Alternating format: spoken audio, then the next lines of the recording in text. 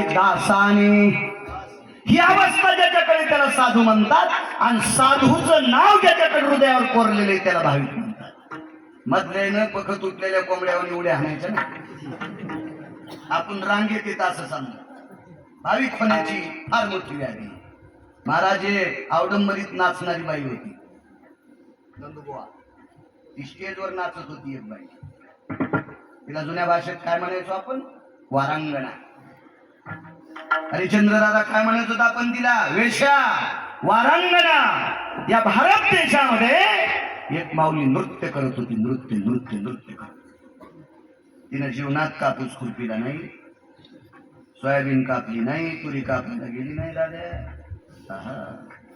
काही नाही. तिने मिरच्या तोडल्या नाही, काही नाही, काय नाही.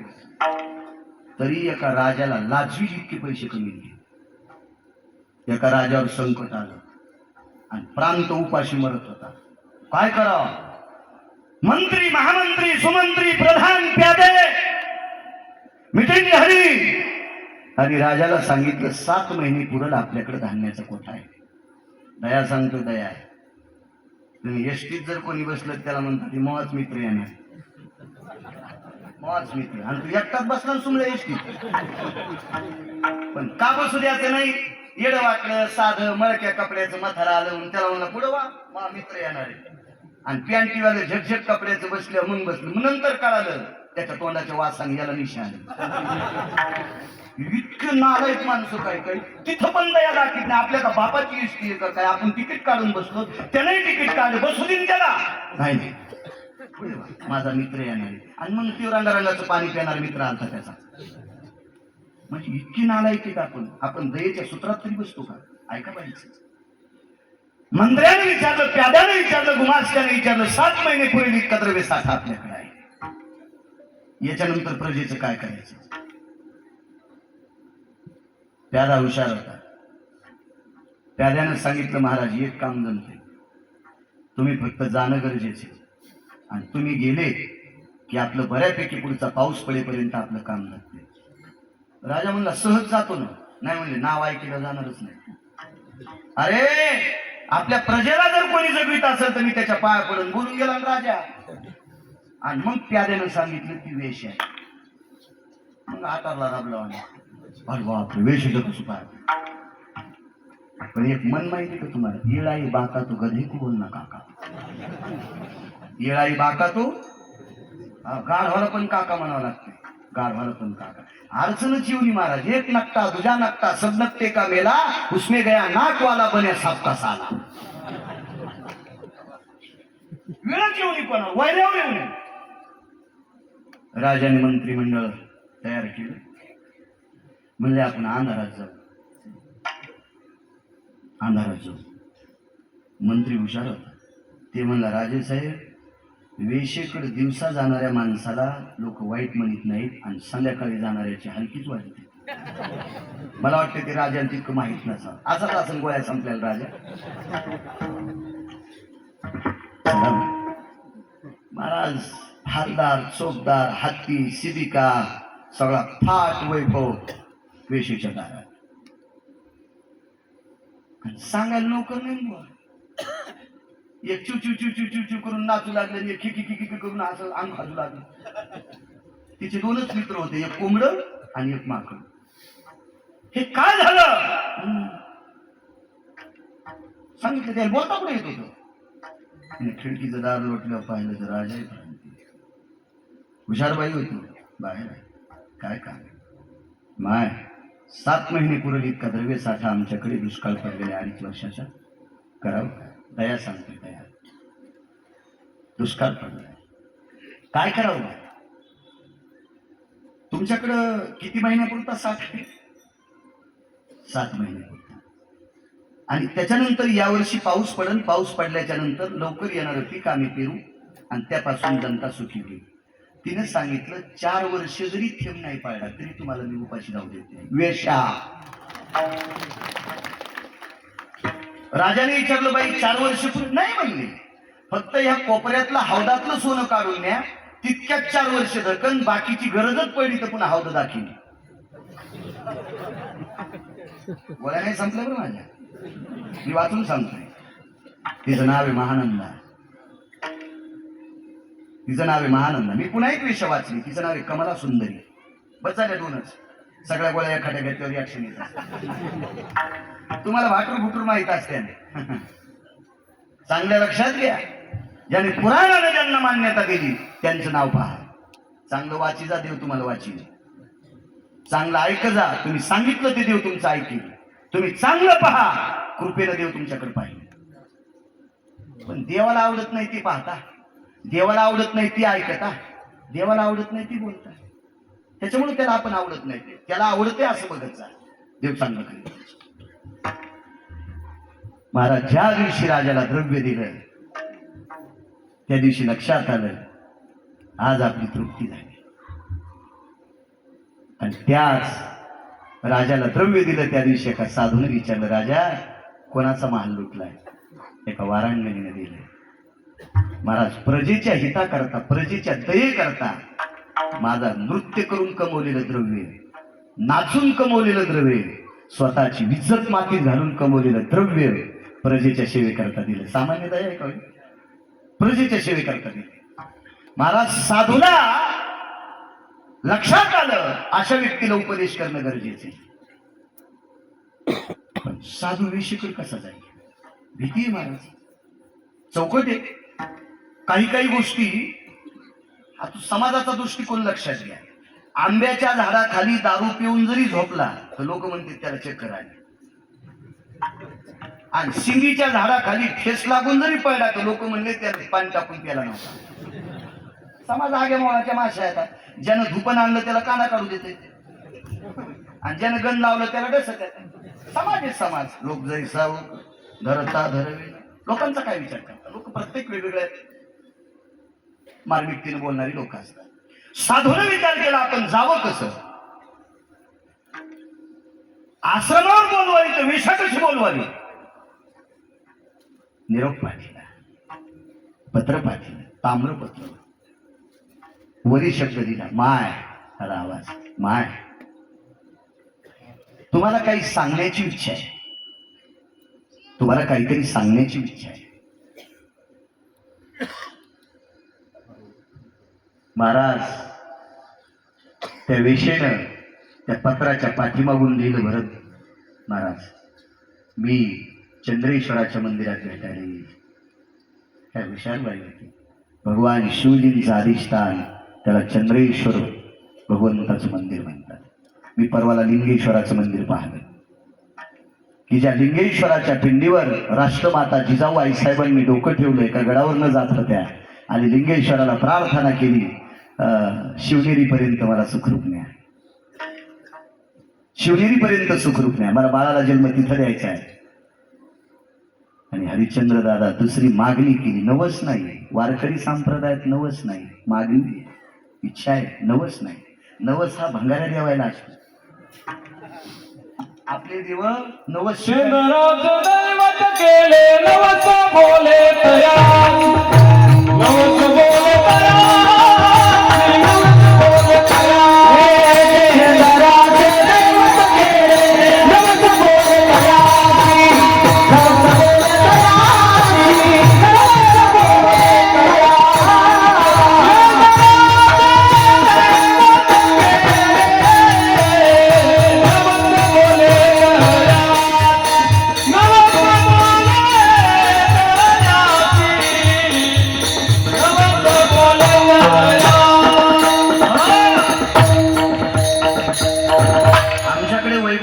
नथुराम बाबा केळकर असं प्रमाण दिलं की म्हणायची कोटीची नोट. पुन्हा एक प्रमाणे शिळ्या तांब्याचे बाहुले केले आणि अमुक तमुक त्याचे नाव ठुले. त्याचे निवद पण वेगवेगळे. भक्तायला जे आवडतील का जिबीला हराम खोरायच्या ते निवद त्या देवाला. त्या भडव्याला जे आवडतील का नंदुबा ते बदनाम केले. ह्यांना आलाय काय नाही देव. विठाला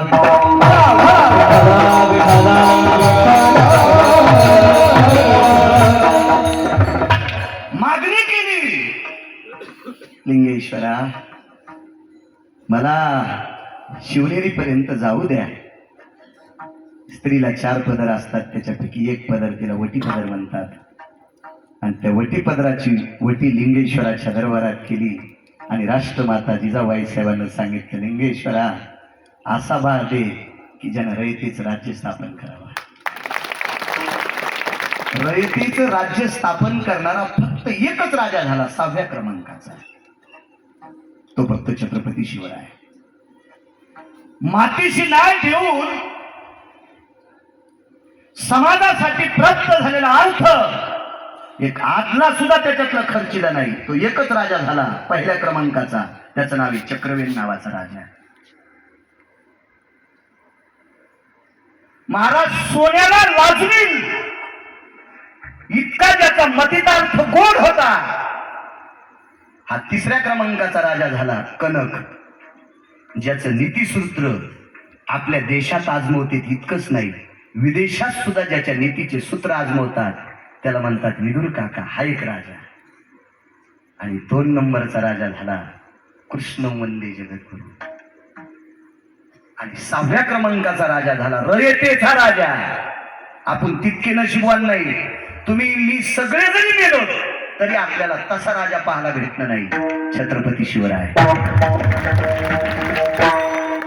कशाला म्हणायचं रयत? अरे काळ्या रात्री चमकत होत जिच्या रूपाचं ऊन, अशी देखणी होती एका मुस्लिमाची सून. अरे तिला पाहुनी आई म्हणाला, तिला पाहुनी आई म्हणाला राजा तो शिरवान.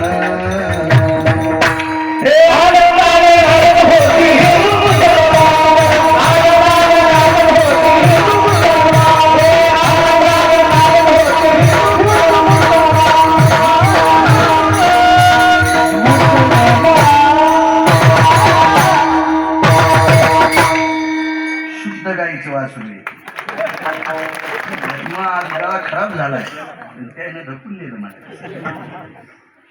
मला काय गात आहे. मी स्पष्ट माणूस जे येते ते सांगा. आपल्याला पुराण कोणतेच सांगा.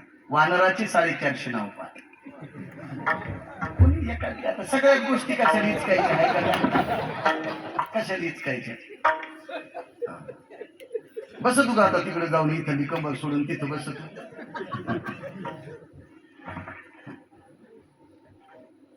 असं चंद्रेश्वराच्या मंदिरात इथपर्यंत आलतो ना. आणि चंद्रेश्वराच्या मंदिरात भगवान शिवजीच्या कृपेने वेशेला साधू भेटला आणि स्वामीजी त्या साधून मार्गदर्शन केलं.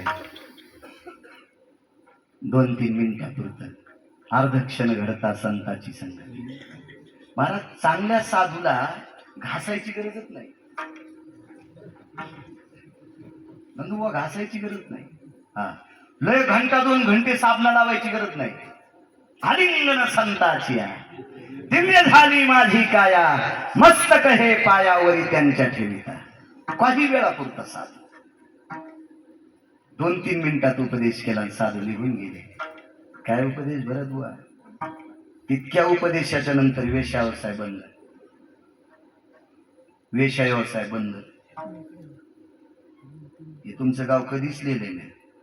माझे 7030 गाव झाले, पण मी सांगितले अजून लय लोकांनी तंबाखू पण नाही सोडले. बाईने वेश्याव्यवसाय एक हाऊस लुटल्याच्या नंतर 4 वर्ष राज्य जगेल इतके पैसे, तरी वेश्याव्यवसाय सोडा. आम्ही चालू कीर्तनात घोंगड्या खराब. आमच्या पुढे बसणाऱ्याला पण नरक. विठाला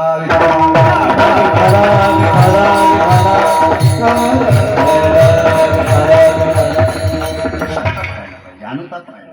एवढा मोठा सत्ता करता. माझे 3रं कीर्तन आहे तुमची. तुम्ही म्हटलं काका एकदा मी फार दिवसापूर्वी एका सभामंडपाच्या अनावरणासाठी आलतो. त्याच्यानंतर गेल्या वर्षी सिद्धेश्वर या वर्षी आलो. एवढा मोठा सत्ता करता. इतक्या सत्यात जरी एका बाईनं माळ नाही घातली तर तुमचे पैसे तुम्ही शेगडीव टाकून पेटून दिले असं समजा. एवढ्या सप्तामध्ये 5 जर पोरानं माळी नाही घातल्या तर तुमचे पैसे चोरानं खिसा हाणलाय असं समजा. तुम्ही बाजारात गेले पण हाणला गर्दीत तुमचा खिसा. आणि इथं बसलेल्या कोण्या तरी व्यक्तीने एक तरी नियम अंमलात नाही आणला तर तुमचे पैसे फक्त 3 लोकांना श्रीमंत केलं समजा, 1 2 तुम्ही मोकळेच लांब लांब जाता ते ऊसातले डुकर कोणाचा ऊस करंडायला तयार.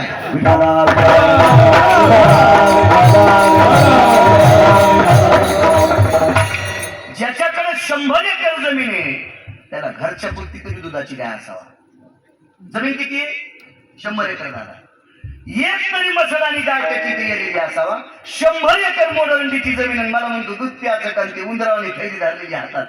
मी का बोके काय दूध प्याचं काय आम्हाला रोगर पाजल्यावर 100 एकर जमीन पिकच नाही ना. मोरंडीची जमीन 100 एकर आणि राशनच्या दुकानाला पहिली कोंबड्या कुठला विठाला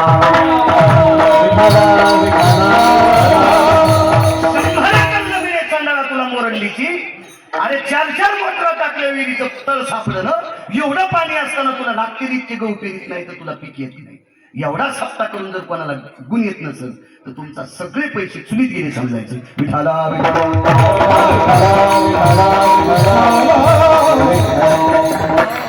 गुणाला 3.5 मिनिटामध्ये वेश्या व्यवसाय बंद केला. महाराज आता भेटू साधू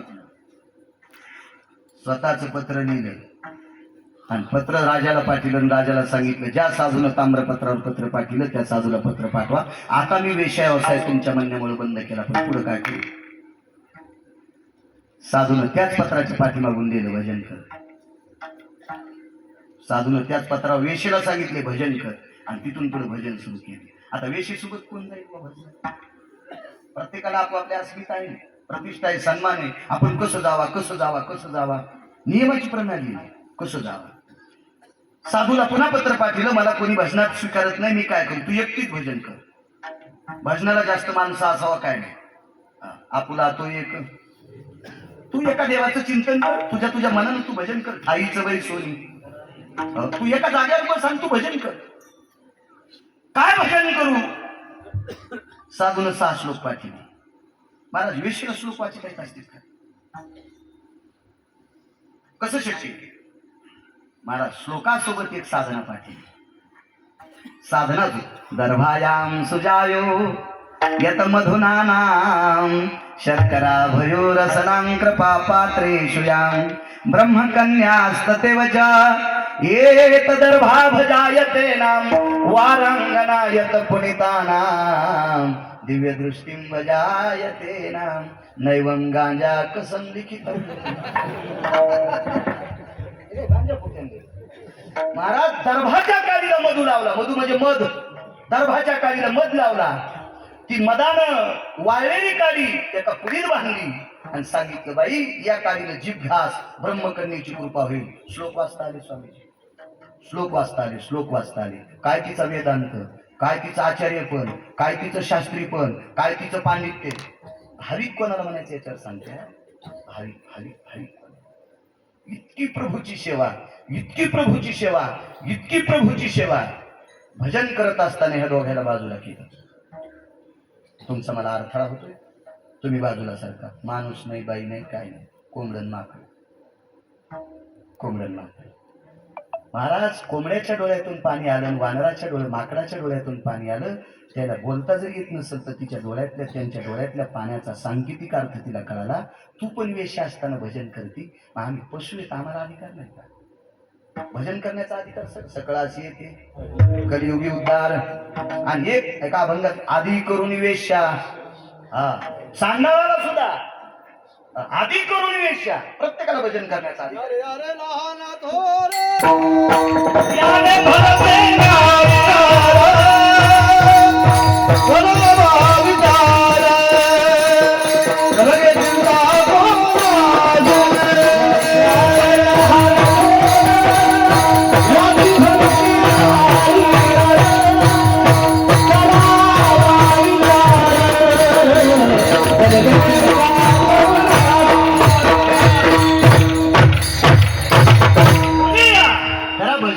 पण भजनाचे नियम सांभाळा, त्याची आचारसंहिता सांभाळा. तुम्हाला अधिकार.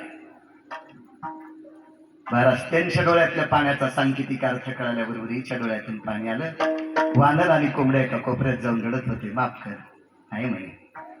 पुन्हा गुरुजींना पत्र पाठवलं, माझ्याकडे कोंबड आणि माकडे. गुरुवर्य धर्मनिरपेक्ष वैकुंठवासी नामनिष्ठ प्रातस्मरणीय वक्ते बाबा कोंबड्याला निषेध म्हणायचे, निषेध म्हणायचे. पण पुराण वाचणारी व्यक्ती आहे ती. हिने साधूला पत्र पाठवलं, माझ्याकडे कोंबडे, पुराणात कोंबड, जर निषेध असेल तर करावं काय? काय नियम लिहून गेले असतील देव जाणे, तेवढं काही मी सांगणार नाही. मला टाइम 2 तासाचा आहे. बैल 2 आणि जमीन 300 एकर, इतकी पाळी घेत नसते. इतकं कुठं कोंबडं सांगत बसू मी तिथं. तुम्ही पुन्हा म्हणतात याच्या इथं कुकुट पालन हे का काय, असं इतकी पुराणातलं कोंबडं सांगतो. ही बाहेर माकड आहे, अरे ते चंचल आहे. चंचलाचं प्रतीक देत असताना माकडाचं नाव देत असतात. बघा पुराणात कितीतरी श्लोक आहे. चांगलं वाची जा, लक्षात ठेवा. आणि साधूला सांगितलं, बाई त्यांचा स्वीकार कर. आणि मग तिनं त्यांना बोटानं ताल शिकिला. ती भजन म्हणत असताना बोटानं ताल शिकिला. महानंदेच्या भजनात नाचत असताना कोंबड्याची नख गेली, नख, वानराचे पंजे गेले. इतकं नृत्य केलं, इतकं नृत्य. भगवान चंद्रेश्वराच्या कृपेने याच महानंदेला विश्वनाथ भेटले. परत मग विश्वनाथ भाव लागल, भाव लागल, त्या योग्यतेचा भाव लागल. वेश आहे पण भाव लागल. विश्वनाथ भेटले. विश्वनाथ, विश्वनाथाची पूजा. पुजाऱ्याला कळालं वेश आहे. काल बेकार होता त्या काळात, फार विचित्र काळ होता. आता ते डोक्यात घेऊ नका, डोक्यात घेऊ नका, डोक्यात घेऊ नका. माझ्या लहानपणी गड्याला दुधाची गुंडी जरी वाऱ्यात नेऊन द्यायची तर त्याचा फूट वाऱ्याच्या पलीकडे 50 फुटांना काढा लागायचा. आणि धोत्राच्या आच्या गुच्या सावरून मालकाच्या वाऱ्यात दुधाची गुंडी नेऊन द्यायची. आता चपलाचं गुंडल तुटलं तर मालकाच्या हातात चप्पल घे, मी बैल ओळून आणला. काय बदललं, काय बदललं? आता उलटी गडी 2 लाख रुपये एकदाच उचलायले आणि त्याच मालकाला खाताला 1.5 गडी आले. आर्थिंगच करून हाणलं, आर्थिंगच करून हाणलं लांबद्वाऱ्यानं. काय बदलला ना, त्याचा नाही विचार करायचा. तिलाही स्वीकार. पूजा करत असताना ह्या दोघांनी रडायला सुरुवात केली. भाव सांगतो महाराज, भाव, भाव सांगतो. आणि मग तुमच्याकडे मग पा भाव किती गोड येते. वानराने आणि कोंबड्याने तिच्याकडे बघितलं. माय, आम्हाला विश्वनाथाच्या मंदिरात येता येईल का? आम्हाला एकटीला सोडून चाललीस? पुजाऱ्याला विनंती केली, पण माकडाला आणि कोंबड्याला प्रवेश निषेध. माकडं चंचल असते, उड्या हाणते. कोंबडे कुठले तांदूळ हाणते, कुठेच किती, कुठेच किती, कुठेच किती. कोंबडे तुका म्हणे झाली पुढेची उकरी. त्यांचा धर्म आहेच की नाही. अजून मी बघा, कोंबडे उकांडे इचकू इचकू नख जाते, पण मधल्या आळ्या कावळा हाणतो, तो मागच असतो बसल्याला. यानं इचकीली आणला देत त्याच्या पुढे जाते. इतकी एडपट कोंबडे, इचकू इचकू घ्यायला. 2-2 पायाचे ते बी कोंबडे. आपल्यात तर कमी कोंबडे आहेत काही इचकीनारे. लय इचकायचं नाक काय, नख जातील लय येड्यावर, कशाला इचकी काय. पुजाऱ्याने नाकारलंय. शेवटी काय तिने विनंती केली असेल देव जाणे. माकडाला पायापाशी आणि कोंबड्याला कोपऱ्यात जागा दिली. महाराज विश्वनाथाची आरती झाली, पूजा टपली, मंत्रपुष्पांजली. आणि मंत्रपुष्पांजली विश्वनाथाच्या पिंडीवर टाकत असताना पाशुपतारुडायां दंडमुंडातिभयोनां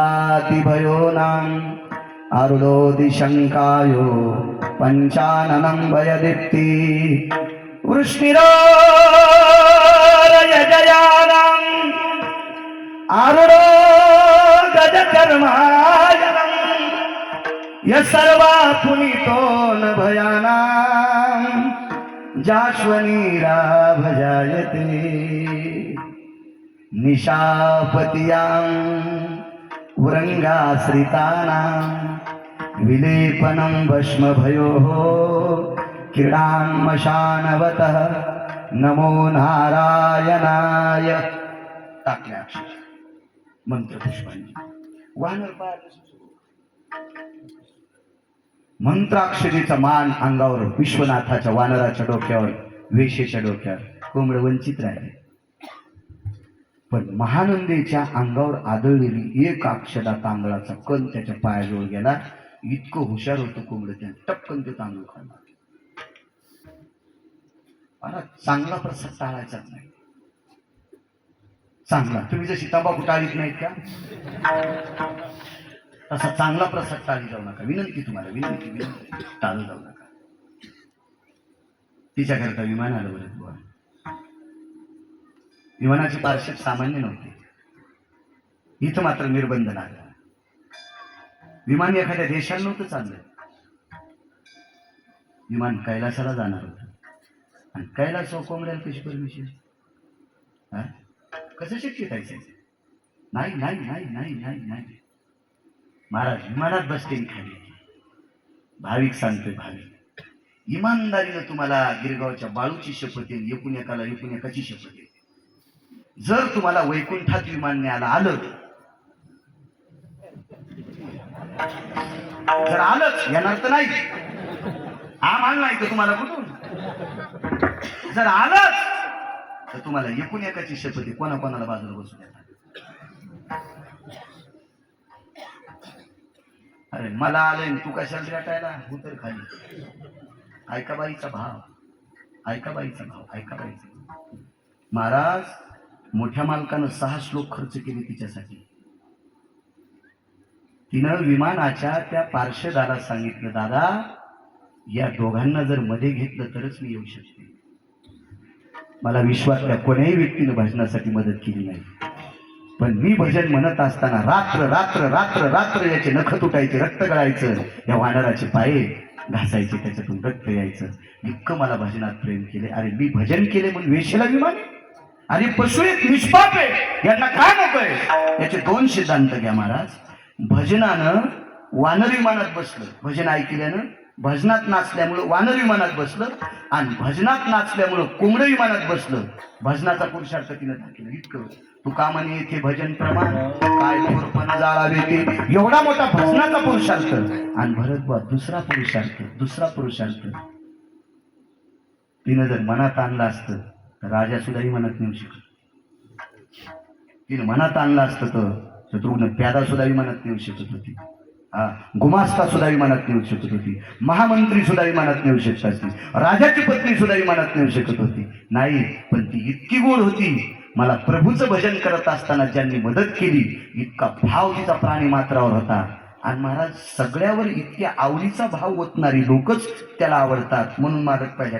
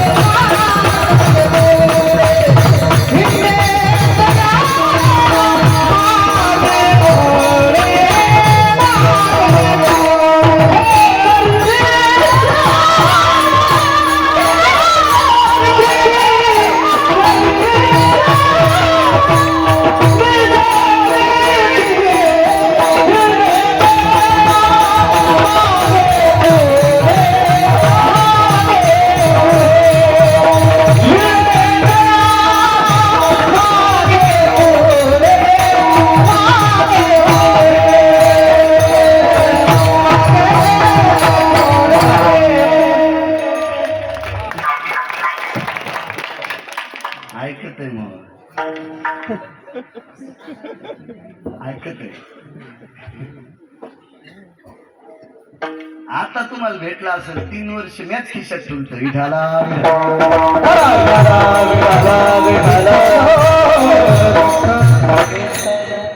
कोणाला भाविक म्हणायचं. महाराज आपल्या संप्रदायाचा प्रचार करतो तो भाविक असतो. संप्रदायाचा प्रचार करतो तो भाविक असतो. महाराज भजनाचा प्रचाराचा किती मोठा पुरुषार्थ होता. एका वेश